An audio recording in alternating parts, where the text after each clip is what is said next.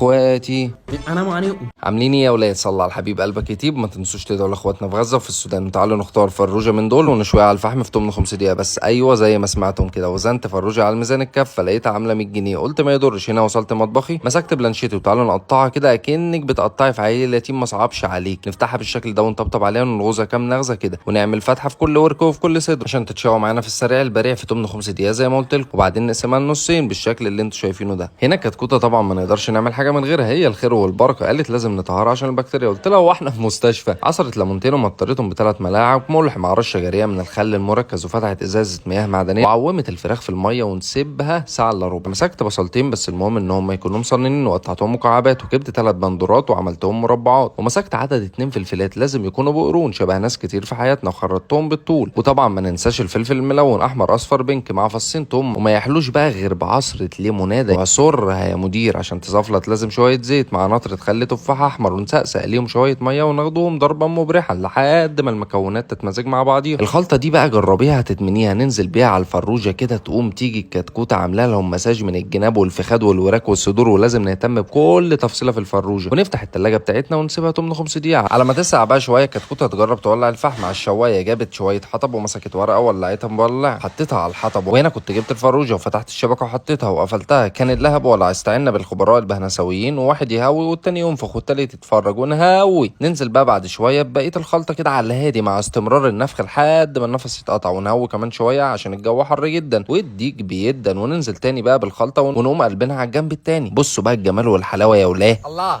الله، فراخ مشوية على الفحم انما ايش في قلبك. ايه رايكم؟ عجبتكم؟ طب حطوا لايك واكتبوا رايكم في تعليق، ومنشنوا لحبايبكم اللي هتعملوا معاهم العظمه دي بسرعه. والاهم في الاكل طبعا المشاركه، بتحسوا كده بطعم التعاون وبتحسوا بالحب وبالتقدير لبعضيكم. وهنا بقى الفروج استوى بقى في التمام منه. تعالوا بقى نعمل شويه رز ملون وتعلموا الطريقه دي هتعجبكم. حل على النار وشايلها يا مدير مع شويه سمنه صغيرين مع رشتين كركم كده مع شويه ملح، وننزل بشويه الميه ونديهم تقليبه كده. وبس كده بالشكل ده نكون خلصنا الرز بتاعنا الجميل والفراخ بتاعتنا الجميله وشويه الخلطه اللي احنا عملناهم.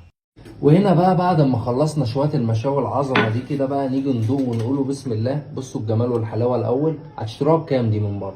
ندوق حته من الصدر كده ونقول ايش هذا الجمال. نغمسها بشويه طحينه كده الله، وناخد شويه كبسه رز كده شبه الجماعه السعوديين كده بياكلوا بايديهم ما بياكلوش بالمعلقه. ونقول بسم الله على البق. طب دوقي دي كمان. الله الله. بصوا العظمه يا اولاد. يلا لو عجبكم فيديو النهارده ما تنسوش لايك وكومنت وشير. واتمنوا لنا من قلبكم الخير. سلام عليكم.